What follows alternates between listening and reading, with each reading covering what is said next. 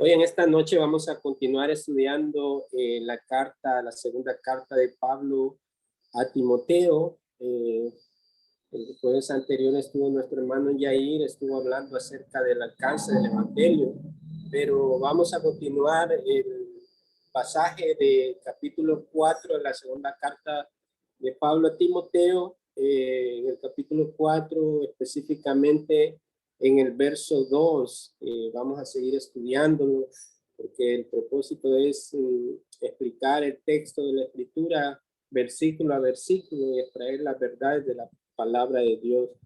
Bien, pero necesitamos nosotros dar a conocer quiénes son los involucrados en esta carta, quién fue Pablo, para los que de repente no están al tanto de quién fue este personaje de la escritura. Pues la Biblia nos relata principalmente en el libro de los Hechos de que Pablo era un fariseo,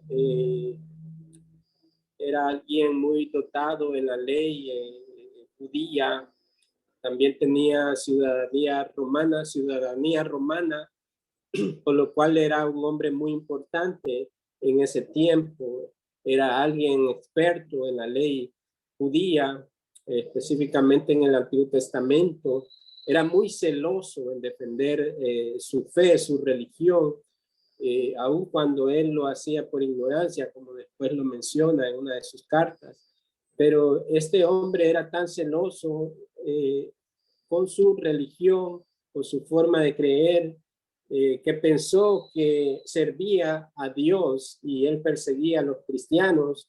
En el Imperio Romano la propagación del Evangelio que fue llevada a cabo por los discípulos del Señor, por los apóstoles.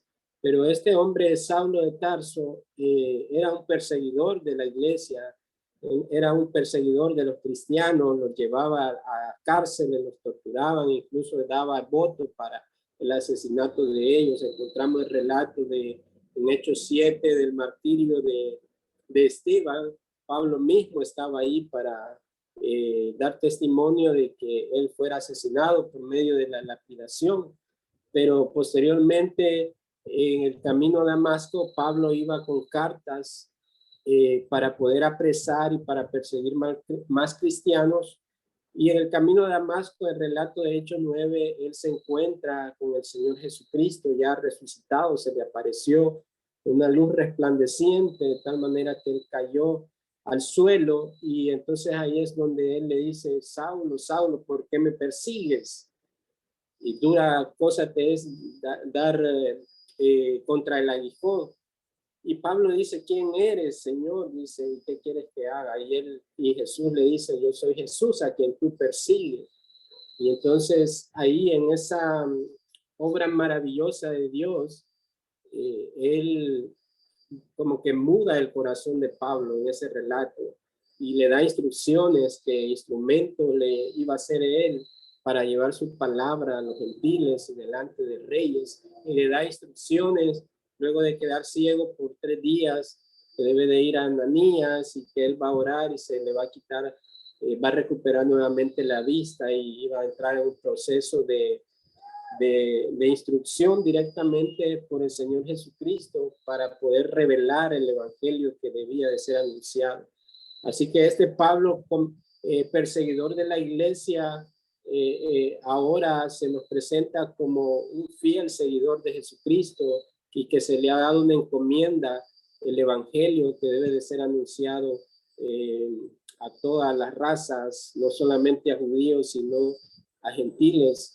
Así que Pablo comienza a ser un instrumento en las manos de Dios en la predicación del evangelio, y aquel que perseguía la iglesia ahora, que se ha convertido en cristiano y seguidor de Jesús, fiel discípulo de Jesús, y quien ha sido elegido como apóstol de Jesucristo. Él lo menciona al inicio de sus cartas, se presenta como siervo de Jesucristo o apóstol de Jesucristo, que le pertenece al Señor y que su llamado fue directamente por el Señor. Pues ahora este hombre que perseguía a los cristianos, ahora él también es perseguido por los romanos, dado de que ahora es un cristiano profesante quien esparce el evangelio que le fue encomendado directamente por Dios por medio de Jesucristo. Y Pablo en este momento se encuentra en una cárcel en Roma. Y esta carta, la segunda carta de Timoteo, es su última carta. Pues posteriormente él sería llevado a ser asesinado. Según los historiadores, él murió decapitado por el Imperio Romano. Pues para conocer un poco acerca del contexto de esta segunda carta, porque esta primera carta a Timoteo y segunda carta a Timoteo, en esta segunda carta él se presenta como el escritor de la misma. Él escribe a su hijo en la fe, Timoteo, probablemente en el año 66 al 67 después de Cristo, mientras él estaba encarcelado después del gran incendio de Roma, ese famoso incendio que fue provocado por Nerón mismo para acusar a los cristianos que ellos habían incendiado Roma. Así que por causa de Nerón, esto manifestó una gran persecución aún mayor en contra de la iglesia del primer siglo, y muchos cristianos fueron culpados injustamente de este incendio provocado por Nerón mismo. El trasfondo histórico de esta carta, Pablo está escribiendo desde la cárcel esperando el cumplimiento de su muerte, y es la última carta que él va a escribir, y lo hace para animar a Timoteo a continuar el trabajo en Éfeso, donde estaba localizado Timoteo, en medio de una gran oposición que hay en la iglesia. Así que esta carta es una carta de despedida y le dice a Timoteo que continúe con lo que él comenzó. Así que él está pasando la antorcha o la estafeta a su hijo en la fe, Timoteo, y le está animando para que continúe la labor ministerial de la predicación del evangelio como un fiel discípulo, y la tarea que le encomienda también es para que limpie la iglesia del error, que predique la palabra a tiempo y fuera de tiempo, y que exhorte y que corrija lo deficiente que hay en ese contexto de la iglesia. Así que al final de todo, Pablo se convierte en mártir, y también, según los historiadores, Timoteo también se convertiría en mártir de la fe. Según la historia dice que Timoteo murió siendo arrastrado por un caballo. Así que él también fue un mártir de la fe de la iglesia del primer siglo. Así que la primera de Timoteo fue escrita después de que Pablo fue librado de la prisión, probablemente alrededor del año 63 después de Cristo. Y la segunda carta, la última epístola escrita por Pablo, fue enviada desde la prisión de Roma, en donde Pablo estaba aguardando su ejecución. Timoteo, quien era de padre griego y de madre hebrea, se había convertido bajo el ministerio de Pablo, y más tarde llegó a ser el pastor de la iglesia de Éfeso. Era muy joven, pero Pablo le escribe como un padre espiritual a este joven pastor, y le da instrucciones en asuntos de doctrina y de conducta. Y esta es una de las epístolas pastorales de Pablo, llamada así por haber sido dirigida a un individuo específico en lugar de una congregación. Por eso se llama la primera carta y la segunda carta a Timoteo, porque tiene un destinatario específico. ¿Cuál es la razón principal por la cual él escribió esta carta? La razón principal de la segunda carta a Timoteo fue despedirse de Timoteo mismo y darle los últimos consejos que Timoteo debe de llevar a cabo esta misión que le había sido encomendada a Pablo y que ahora él debe de continuar. Algunas de las características particulares de la carta es que, debido a que esta es la última carta de Pablo, revela su corazón y sus prioridades, y dentro de sus prioridades está la sana doctrina, la fe inmutable, la confianza paciente y el amor perdurable. ¿Cómo podemos nosotros acercarnos a la carta de segunda de Timoteo? Pues ahí encontraremos las últimas palabras de una persona que está pronta a enfrentar su muerte inminente. Y generalmente cuando las personas van a decir sus últimas palabras, piensan mucho lo que van a decir. Este es el caso de Pablo, Me imagino él meditando ahí en sus prisiones, lo que va a continuar después de su muerte, porque él sabía de que entrarían lobos rapaces a la iglesia para destruirla, para corromper, para meter el error dentro de las iglesias. Entonces él está pensando en todas estas cosas, porque ya en el capítulo 3, desde el inicio, nos habla del carácter de los hombres en los postreros tiempos, nos da una descripción acerca de ese carácter de los hombres impíos, que son aborrecedores de Dios, que son blasfemos, que son desobedientes y que manifiestan todas estas cosas y que irán de mal en peor, engañando y siendo engañados, dice. Así que Pablo está pensando en toda la situación, en la persecución que hay sobre la iglesia, en el desánimo que ve en la vida de Timoteo y quizás en muchos discípulos en la iglesia, y él quiere animar a través de esa carta a Timoteo, pero también a los discípulos, a la iglesia, y también nos sirve de ánimo a nosotros para que podamos permanecer firmes en el llamado de Dios en la predicación de la palabra, porque el mundo pecaminoso no ha cambiado. Hoy en día podemos experimentar toda esta maquinaria de maldad que está en el mundo, que está haciendo presión y persecución sobre la iglesia, por lo cual en la carta a Timoteo encontramos ese ánimo y esa fortaleza para continuar haciendo nuestra labor de predicación. Y Pablo, en esta última carta, despidiéndose de Timoteo como prisionero, él le dice que debe de continuar esa labor de predicación de la palabra, que debe de exhortar, que debe de animar, que debe de redarguir, que debe de reprender. Y esto lo debe de hacer por medio del instrumento que Dios utiliza, que es la predicación de su palabra, donde Dios ha depositado el poder, la autoridad, para que los hombres vengan al arrepentimiento y a la fe salvadora, pero también para que su iglesia sea edificada. En la segunda carta de Timoteo encontramos esta estructura. En el primer capítulo nos habla de que Pablo exhorta a Timoteo a que no se avergüence, sino que avive el fuego del don de Dios que se le había dado. Y del capítulo 2 al capítulo 3 le dice que sea el siervo del Señor, que se comporte como el siervo de Dios. Y finalmente en el capítulo 4 lo llama a seguir el ejemplo. Esas son sus palabras finales que Pablo quiere dejar en la mente y en el corazón de Timoteo. Nuestro tema de hoy es el mandato de la predicación, para lo cual vamos a compartir este tema.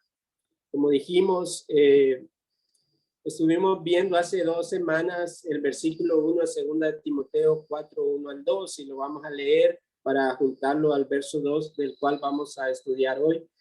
Pablo, entonces, con ese contexto que acabamos de dar, en su preocupación de que la palabra de Dios siga siendo anunciada por este joven Timoteo como un pastor en Éfeso, y sirva de ánimo a los creyentes en las iglesias para seguir continuando haciendo la obra.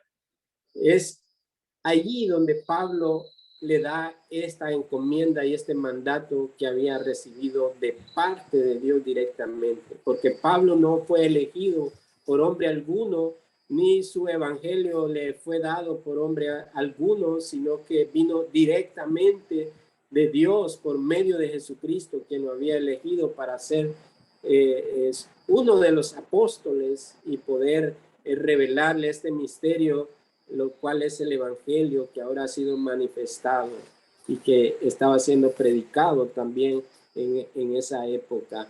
Así que Pablo le dice: te encarezco delante del Dios y del Señor Jesucristo.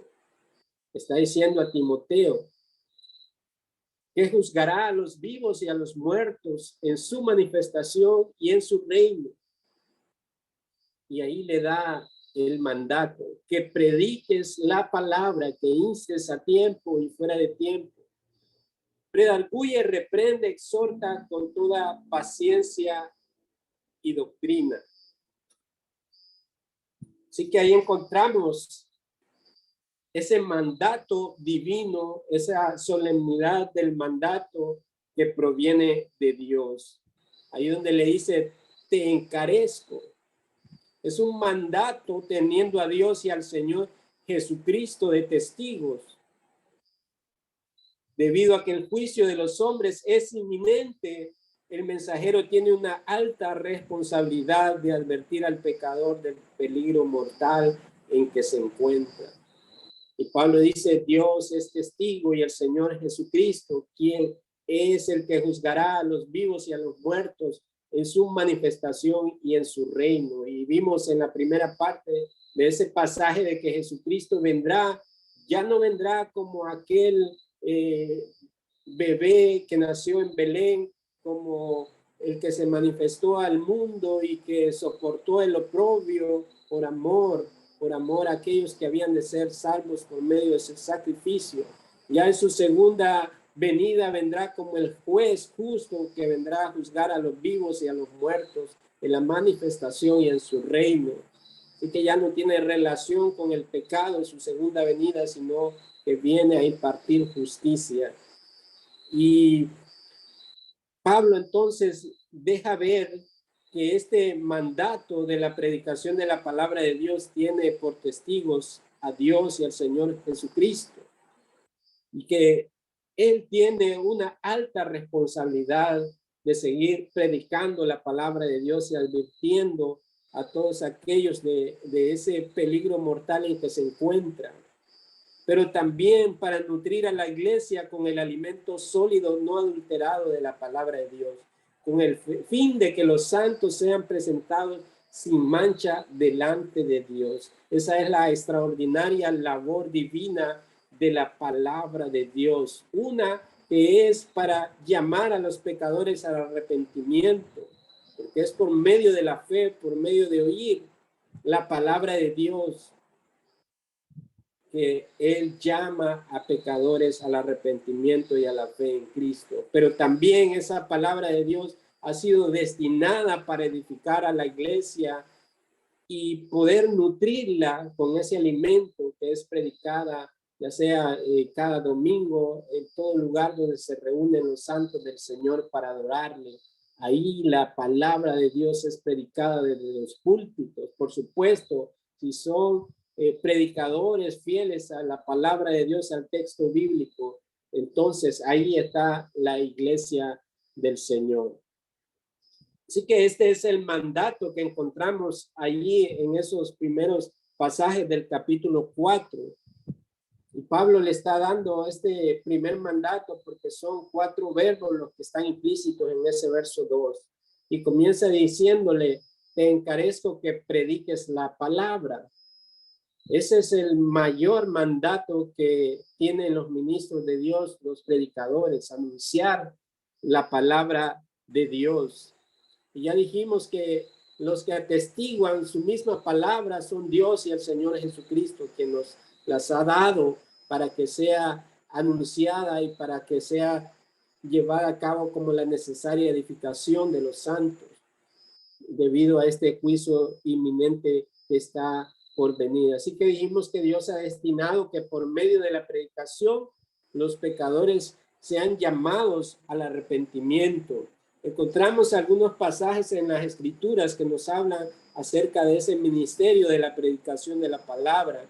En Hechos capítulo 7, verso 30 al 31, ahí encontramos que nos dice que, pero Dios, habiendo pasado por alto los tiempos de esta ignorancia, ahora manda a todos los hombres en todo lugar que se arrepientan, por cuanto ha establecido un día en el cual juzgará al mundo con justicia por aquel varón a quien designó, dando fe a todos con haberle levantado de los muertos. Ahí en el pasaje encontramos que ahora Dios manda a todos los hombres en todo lugar que se arrepientan.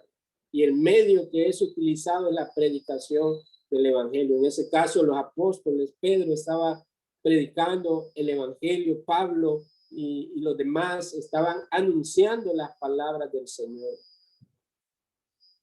También encontramos en Ezequiel capítulo 3, verso 18, ya en el Antiguo Testamento, con el profeta, acerca de la responsabilidad del testigo, del heraldo de Dios, al anunciar la palabra de Dios. Es un asunto de vida y muerte, y es un asunto de obediencia, de un mandato que no debe de ser retenido. Ezequiel capítulo 3, verso 18 nos dice: cuando yo diga al impío, está hablando Dios, cuando yo diga al impío, ciertamente morirás. Si no le adviertes, ahí Dios le está diciendo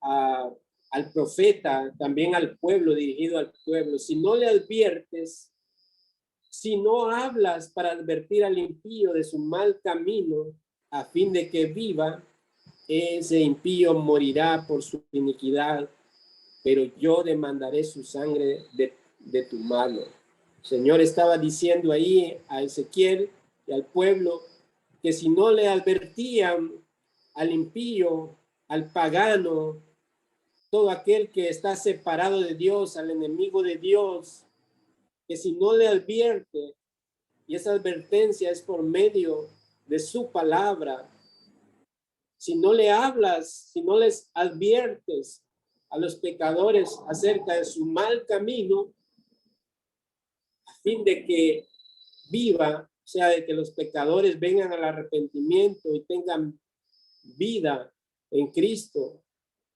Entonces dice, si ese impío muere por su iniquidad, pero yo demandaré su sangre de tu mano. Esto quiere decir que si no se predica el evangelio, si no predicamos el evangelio a las personas, como ese mandato que Dios nos ha dado, y estas personas mueren sin haber nosotros cumplido nuestra responsabilidad, hay una demanda de parte de Dios. Ciertamente morirán en sus pecados los enemigos de Dios, pero Dios demandará su sangre de los ministros que debían de estar predicando ese evangelio.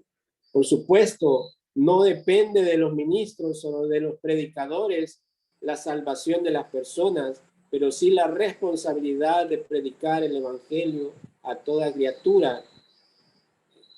Porque posteriormente sigue diciendo el versículo de que si se le anuncia esta palabra al impío y él persiste en su camino, en su mal proceder, ciertamente este impío morirá en su iniquidad, pero tú habrás librado la sangre de esa persona, dice, porque ya se le advirtió y muchos rechazan la palabra de Dios.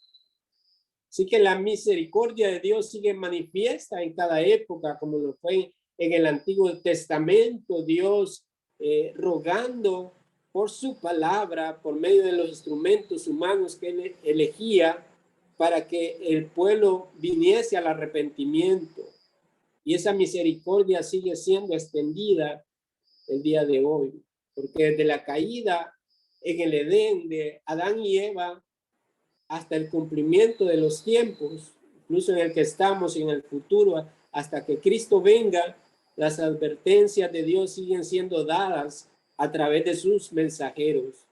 Dios ha destinado que la predicación de la palabra sea el medio por el cual pecadores sean llamados al arrepentimiento y a la fe salvadora. No existe otro instrumento, no existe otro medio por el cual los hombres puedan ser salvos si no es por la misma palabra de Dios que nos revela la obra maravillosa de Cristo en la cruz, su obra expiatoria que es aplicada a todos aquellos que han de creer.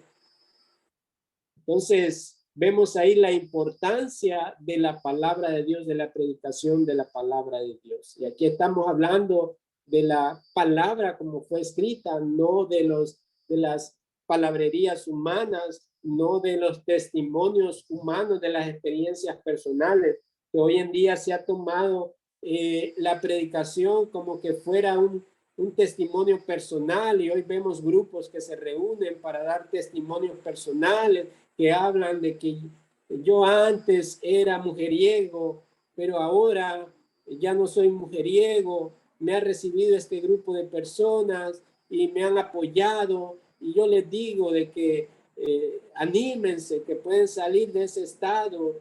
Y entonces las personas van muchas veces a esos lugares para escuchar testimonios personales. Una, por indagar a ver qué son las cosas que pasan en las personas, por curiosidad.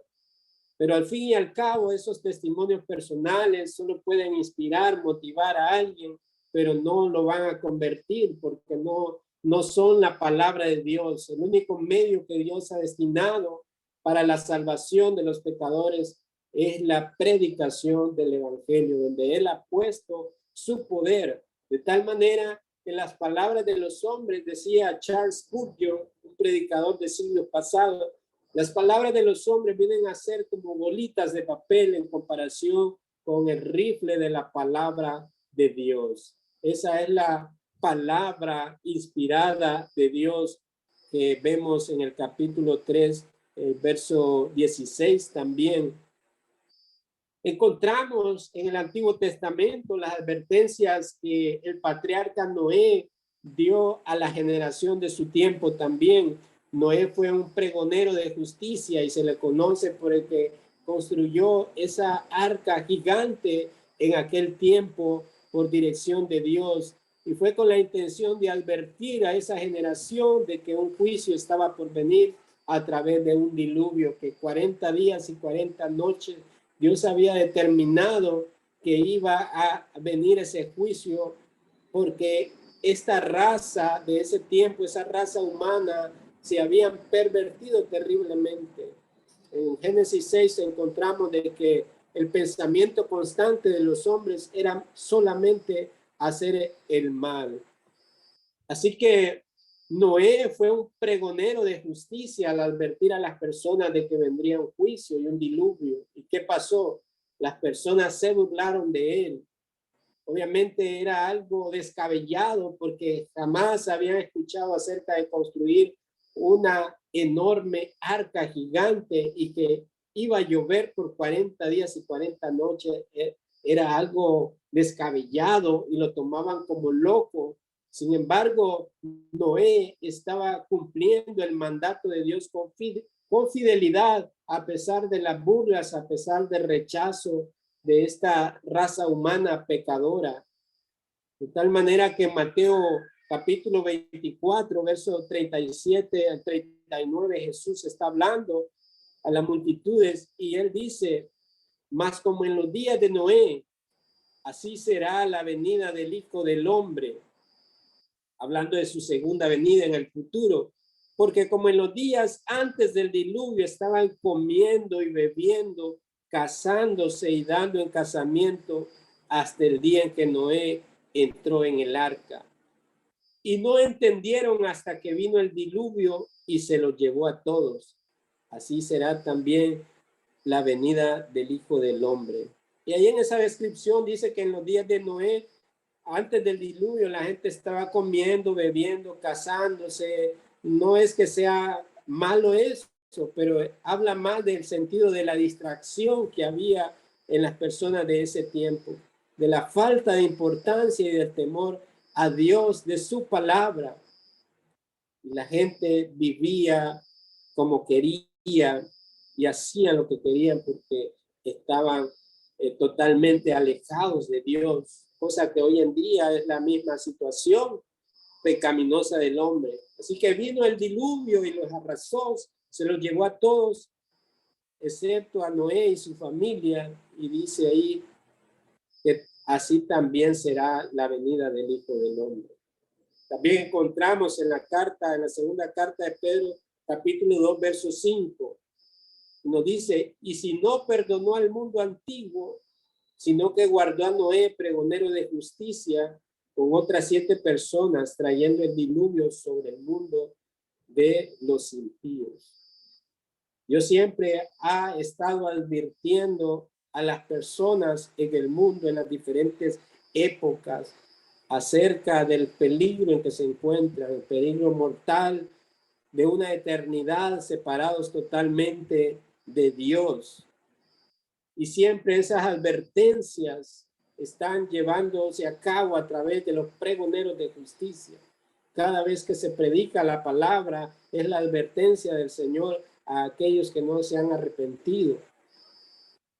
Y cada vez que el instrumento humano es utilizado para la predicación de la palabra, Dios está rogando por medio de ese predicador que las personas vengan al arrepentimiento. Porque así como en Noé en el diluvio, así como pasó con Lot allá en Sodoma y Gomorra, que también cayó un juicio sobre esos lugares terribles, asimismo nos sigue advirtiendo hoy en día de un juicio que está por venir en su inminente llegada. Ese es la encomienda que Pablo está entregando a Timoteo para continuar en el ministerio de la predicación de la palabra. Y también le insta, porque el pasaje nos dice de que te encarezco delante de Dios y del Señor Jesucristo, que juzgará a los vivos y a los muertos en su manifestación y su reino, que prediques la palabra. Y le dice que instes a tiempo y fuera de tiempo. Y esa palabra insta en la traducción original significa ponte de pie sobre, pararse sobre. Es el llamado a pararse firme en la palabra y a no permitir la intimidación.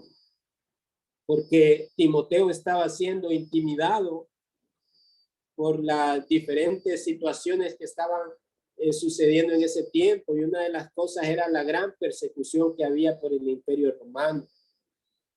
Había mucha noticia de cristianos siendo torturados, siendo llevados cautivos. Otros eran prendidos en hogueras en las calles públicas de la ciudad como una forma de amedrentar a los cristianos a que no siguieran predicando el nombre de Jesucristo. Porque el contexto de Roma era un contexto de adoración a dioses paganos, tenían muchos dioses y demandaban a los cristianos que debían de adorar a estos dioses romanos también y también a reconocer al César como el único rey y como el único señor. Entonces, al no hacerlo, ellos tendrían que sufrir las consecuencias de ese rechazo. Así que Pablo está dándole esa encomienda tan importante y como que le está diciendo, ponte derecho, ponte firme ante esta encomienda, porque debes de instar a tiempo y fuera de tiempo. No debes de ser intimidado. Prácticamente le estaba diciendo Pablo a su hijo Timoteo, porque él era un joven pastor y había problemas dentro de la iglesia. Habían hermanos que estaban introduciendo errores o falsos hermanos introduciendo herejías dentro de la iglesia y estaban menospreciando también la labor de Timoteo porque era joven. Así que Timoteo está luchando internamente por esa intimidación y Pablo está animando, exhortándolo a que se mantenga firme y que presente este ministerio de la predicación de la palabra. Y Pablo en este caso está dando el ejemplo porque él está preso por causa de esa predicación y muchos habían abandonado a Pablo y no habían participado de los sufrimientos de Cristo. Y Pablo estaba pronto a ser ejecutado por los romanos. Sin embargo, el reino de Dios avanzaría de manera poderosa, pero se necesitaban hombres fieles, valientes y llenos de ese poder de Dios para hablar las palabras de Dios. Ese era lo que Pablo buscaba en Timoteo. También Timoteo debía de enfrentar las falsas enseñanzas introducidas por estos falsos hermanos y la hostilidad de los judíos incrédulos y del gobierno romano mismo. Ser cristiano en esa época significaba estar dispuesto a morir en cualquier momento. En cualquier momento podrían llegar a su casa o al lugar donde estaban y los soldados romanos podrían apresarlo, ejecutarlo ahí mismo o llevarlo al calabozo. Ese era el costo que debían de padecer los creyentes del primer siglo. Pero esa certeza de que Cristo estaría con ellos todos los días hasta el fin del mundo era el consuelo y la manera de encontrar aliento y esperanza. Ahí era la obra divina de Dios en los corazones de aquellos fieles que estaban pagando el precio. Y hoy en día hay creyentes en el mundo que siguen pagando las consecuencias de ser un testimonio de Cristo. Por ejemplo, en Afganistán, ahora con todas estas noticias están circulando, hay creyentes en Afganistán y la opresión y la reprensión se va posiblemente a aumentar con este toma de poder de los talibanes. Pero estas cartas o el libro de Apocalipsis es tan importante para los creyentes que están en persecución y sufren, porque nos da esperanza, nos da aliento y nos dice que el Señor reina en todas las naciones de la tierra.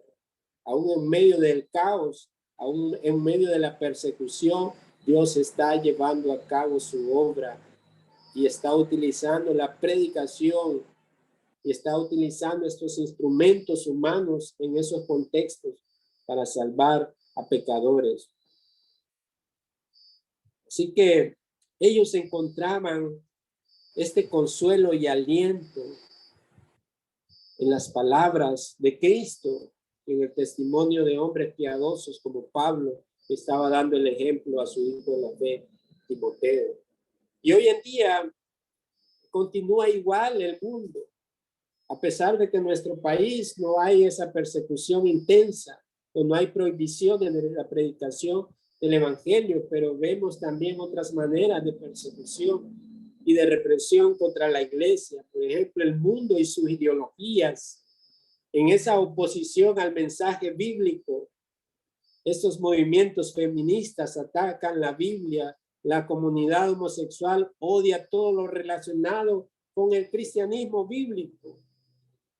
Por otro lado, la política exterior presiona sobre los países dependientes o los llamados tercermundistas como el nuestro para que puedan aceptar sus agendas liberales, sino la amenaza de que no habrá dinero en apoyo a los países. Y es en medio de ese fuego cruzado que sectores de la iglesia abrazan estas ideologías sin importar que estén violando la misma palabra de Dios. Y estas iglesias han apostatado de la fe y de la verdad y se han convertido en lugares de Satanás donde disipan la mentira y el error y están confundiendo a las muchedumbres y a los débiles en la fe. Y es en ese contexto el mandato también se hace latente para los predicadores y para los creyentes en la predicación fiel de la palabra, en el levantar la voz contra la corrupción del mundo, contra los métodos impíos que Satanás usa a través de las ideologías, donde introduce también a nivel de educación en las escuelas, en las universidades, enseñando la mentira para poder blasfemar contra Dios. Y es en ese contexto que la iglesia, el predicador fiel, no debe de ser amedrentado, no debe de ser intimidado. Y en este desorden que vemos en ese fuego cruzado de la impiedad, de la persecución, en ese sentido contra la iglesia, que Dios lo ha permitido en su soberanía con el propósito de colar la mentira de la verdad, de aquellos que son mentirosos a los que permanecen fieles a la verdad. El propósito de Dios se sigue cumpliendo, pues la verdadera iglesia es cuando se manifiesta y el fiel predicador debe de permanecer firme sin importar las consecuencias. A veces lo vemos cuando personas que están acostumbradas a escuchar un tipo de mensaje adulterado, porque hoy en día es difícil encontrar iglesias bíblicas donde se predique la palabra de Dios. Lo que va a encontrar son estas predicaciones motivacionales que apelan o que usan como fuente la psicología, las terapias, y escuchamos mensajes como cómo liberarse del estrés en este mundo de pandemia, como 7 leyes para alcanzar el éxito. Y así se la lleva una gran parte de la iglesia y de predicadores motivacionales, que lo que hacen es llevar a las personas a fábulas, a las palabrerías baratas de las cuales nos habla la Escritura, y alejan del oído a las multitudes y los llevan al error. Pero el mandato de la iglesia, el mandato del predicador es anunciar la pura palabra de Dios sin adulterarla, porque es el medio que Dios usa no solo para salvación, sino para santificación. La palabra de Dios actuando en los pecadores, en los débiles, para ser fortalecidos, para ser consolados, para ser animados, pero para permanecer en esa fidelidad a Dios en su palabra y cumplir su misión en el mundo. Dios no le ha prometido a nadie riqueza, Dios no le ha prometido a nadie salud, aunque haya misericordia de Dios y que muchas veces la disfrutamos. Pero Dios quiere que pongamos nuestra mente y nuestra mirada en las cosas de arriba, donde está Cristo. Porque todos un día vamos a morir físicamente, pero debemos estar preparados para ese día. Así que este mensaje de la palabra de Dios seguirá retumbando en los oídos del mundo, en los oídos de las personas, y dentro de ellos, dentro de esa gran multitud de personas en el mundo, muchos seguirán siendo sacados de ese sistema pecaminoso y llevados a la gracia de Dios en la salvación, trasladados al reino de la luz, sacados del reino de las tinieblas a ese reino de la luz, cuyo gobernante es Dios, mientras que otros seguirán rechinando sus dientes, rechazando la verdad de Dios, blasfemando contra la palabra de Dios y su verdad.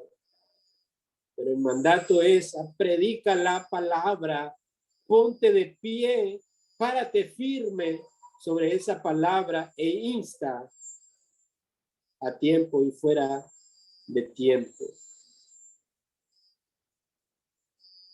Ahora, ¿dónde encontraría Timoteo ese valor y esa osadía para predicar la palabra, dado de que él estaba siendo amedrentado o intimidado? Pero Pablo ya había advertido en su carta anterior, primera de Timoteo, encontramos en el capítulo 6, verso 20, que le dice: oh Timoteo, guarda lo que se te ha encomendado. Y lo que pide que lo guarde es la misma palabra de Dios, como ese depósito en el cual Dios había puesto en él. Le dice: guarda lo que se te ha encomendado. Luego en el 2 de Timoteo, capítulo 1, verso 13 al 14, Pablo le dice: retén la forma de las sanas palabras que de mí oíste, en la fe y en amor que es en Cristo Jesús. Guarda el buen depósito por el Espíritu Santo que mora en nosotros. Él está recordando a Timoteo esa forma de las sanas palabras que de él escuchó en la fe y el amor que es en Cristo Jesús, y que por medio del Espíritu que mora en nosotros guarda ese buen depósito de la palabra, de la cual podemos echar mano en todo momento. Estamos atribulados, estamos afligidos, podemos tomar de la palabra de Dios como nuestro consuelo, nuestra fortaleza y el ancla para nuestra alma. La palabra de Dios es viva y eficaz y está llevando a cabo ese propósito de Dios en la vida de los creyentes. También en el capítulo 2, verso 15, Pablo le dice, usa bien la palabra. Él está diciendo, utiliza la palabra y úsala bien. Finalmente, en el verso 3 de ese mismo capítulo 2, le dice que sufra penalidades como buen soldado de Cristo. Y él usa el ejemplo de soldado, en el contexto del Imperio Romano, los soldados romanos. Dice que se comporte como un soldado de Cristo. Que le da este recordatorio, estas exhortaciones para que encuentre ese valor y esa osadía en predicar la palabra de Dios, dado de que él mismo era un ejemplo de los padecimientos por causa de Cristo, pero que eso no lo estaban amedrentando al apóstol Pablo. Eso no lo estaban afligiendo en ninguna manera, porque él dice que incluso la muerte para él es ganancia porque iría a la presencia del Señor.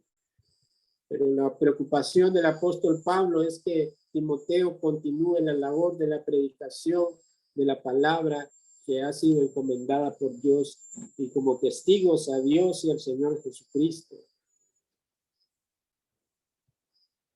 ¿Y cómo debía de cumplir ese mandato Timoteo?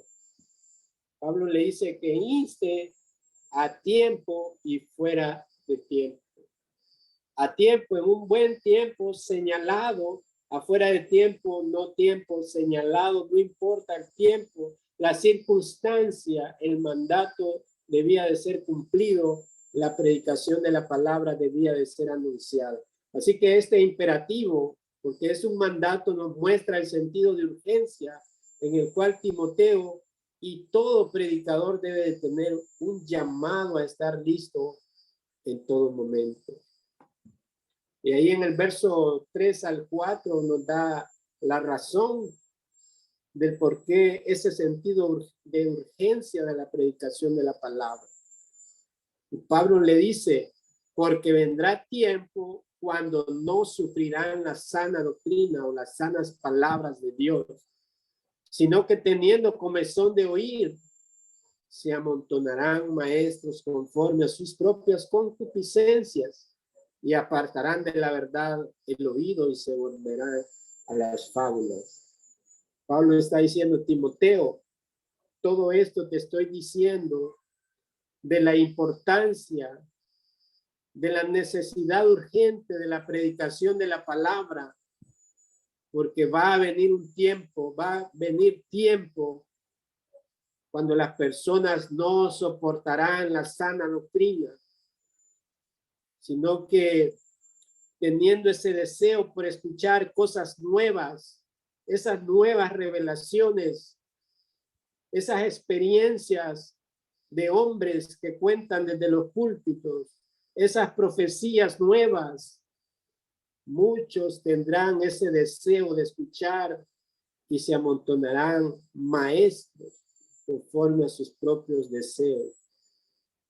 Y lo terrible de esto es que apartarán de la verdad el oído y se volverán a las fábulas, cosas que en lo personal lo vivo a diario.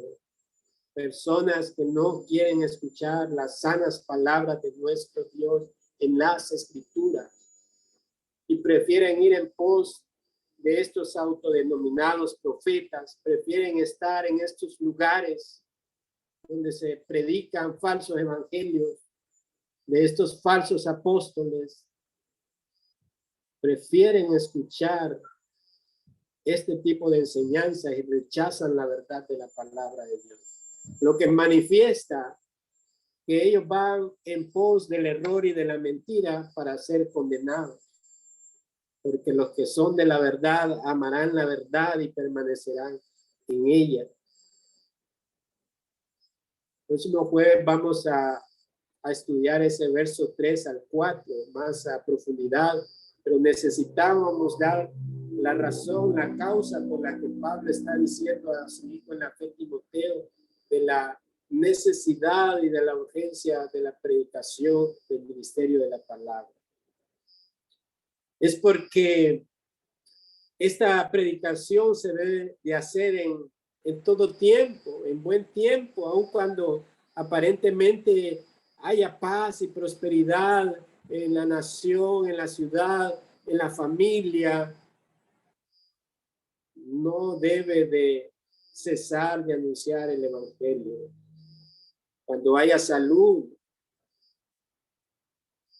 cuando haya estabilidad económica, es más cuando las personas están en peligro, porque se sienten seguras de sí mismas, porque no sienten la necesidad de Dios y mucho menos de estar en su palabra. Ahí es donde se hace apremiante la predicación de la palabra, aún en buen tiempo señalado. Porque ese buen tiempo, entre comillas, que puede aparecer al hombre en esa seguridad, en esa estabilidad, siempre el hombre separado de Dios está al borde de la eternidad en una condenación eterna. Porque no depende del hombre cuando va a aumentar sus años de vida. Puede ser en cualquier momento la partida de este mundo. Así que no hay un tiempo para el hombre, solamente que pueda venir en arrepentimiento a Dios y salvar su alma en Cristo. El hombre podrá estar seguro de esa eternidad. Y fuera de tiempo, muchas veces cuando hay desastres naturales en el mundo o pandemias como la que vivimos hoy, que consideramos tiempos malos, las personas están como más receptivas de escuchar el mensaje, pero debe de ser en todo tiempo. En Mateo capítulo 16, verso 26, el Señor nos dice, pues, ¿qué aprovechará o qué provecho obtendrá un hombre si gana el mundo entero, pero pierde su alma? ¿O qué dará un hombre a cambio de su alma? ¿De qué le servirá tener estabilidad económica? ¿De qué le servirá tener títulos universitarios, tener excelentes trabajos, si al final pierde su alma el hombre? Volverá a la tierra donde fue tomado y su nombre será borrado para siempre. Y si muere sin Cristo, entrará un tormento de condenación eterna en el infierno. Finalmente, en el punto 2, Pablo le encarece a Timoteo a que redarguya, que reprenda y que exhorte. Esta palabra redargullir conlleva la idea de corregir la mala conducta o las falsas creencias que tienen las personas, es descubrir la pecaminosidad delante de Dios. La palabra de Dios, cuando es predicada, redarguye el interior de las personas. Hay algunas personas, dice, tú le dijiste al pastor o al predicador lo que yo estaba pasando, ¿verdad? Y el amigo, la familia que le invitó, no, yo no le he dicho nada, pero es precisamente porque la palabra redarguye, confronta y nos revela nuestra pecaminosidad. Ese pasaje que está en Hechos capítulo 2, verso 37 al 38, dice, al oír esto, se compungieron de corazón y dijeron a Pedro y a los otros apóstoles, varones hermanos, ¿qué haremos? Esta era una multitud la cual estaba escuchando la exposición de Pedro en la predicación de la palabra. Pedro estaba diciendo que a este Cristo que ustedes crucificaron, a los judíos, Dios le ha hecho, dice, el Señor y Salvador. Y entonces él está confrontando a este pueblo, pero también les está dando la buena noticia de que Jesucristo, este mismo que entregaron por el consejo predeterminado de Dios, este mismo Jesucristo es el Señor y Salvador de los hombres.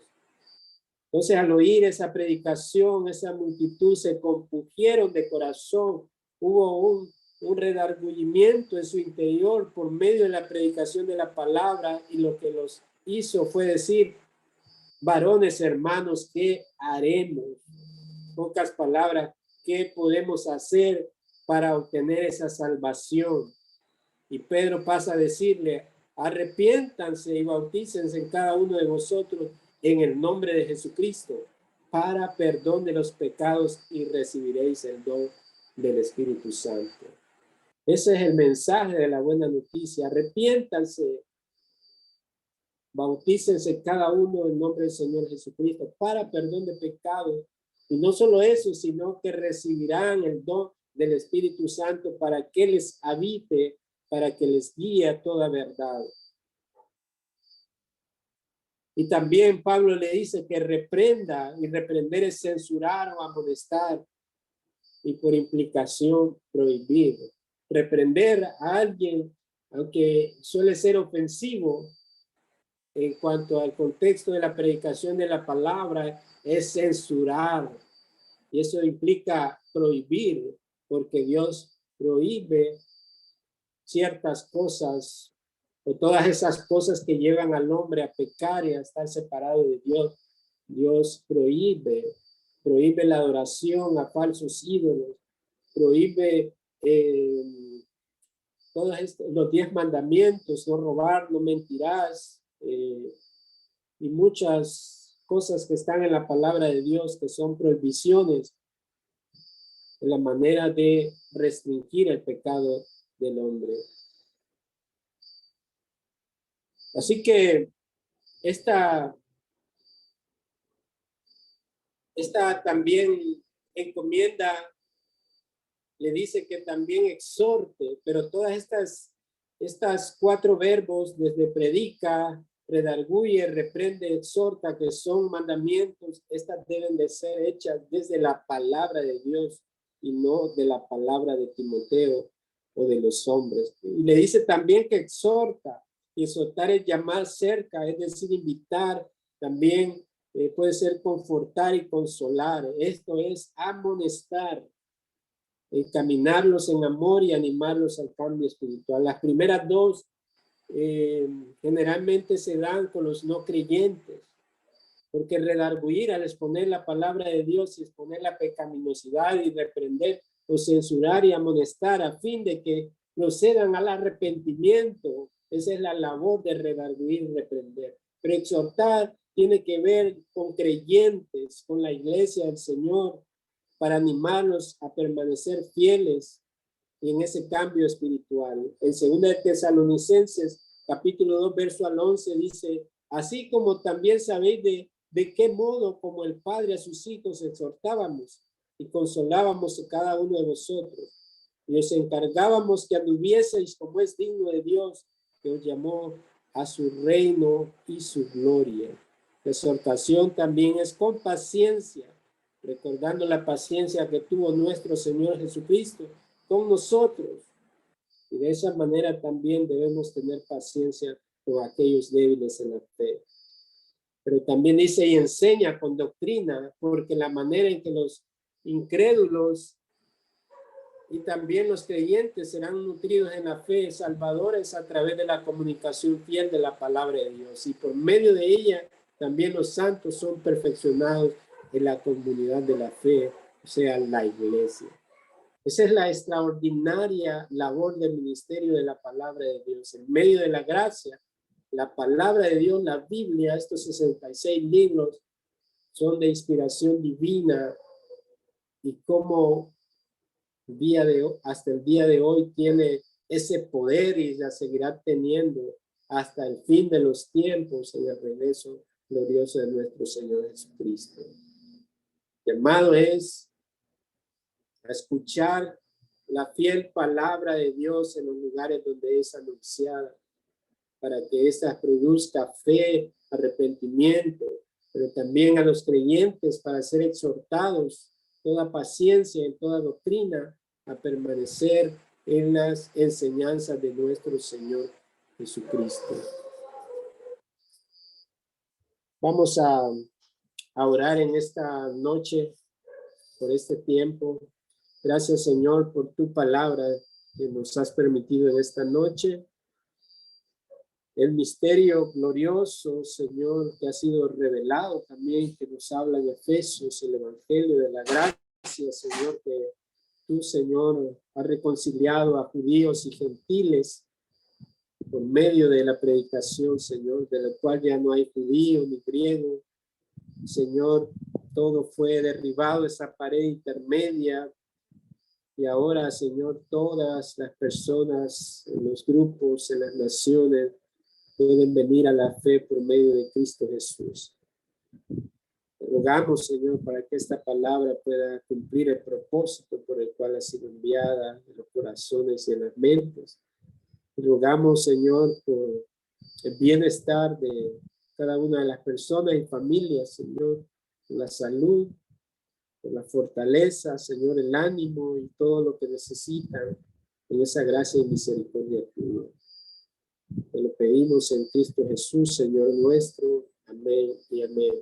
Si alguien tiene alguna pregunta, la puede hacer ahí brevemente, podemos responderle. Si no, pues dejamos hasta aquí el tiempo.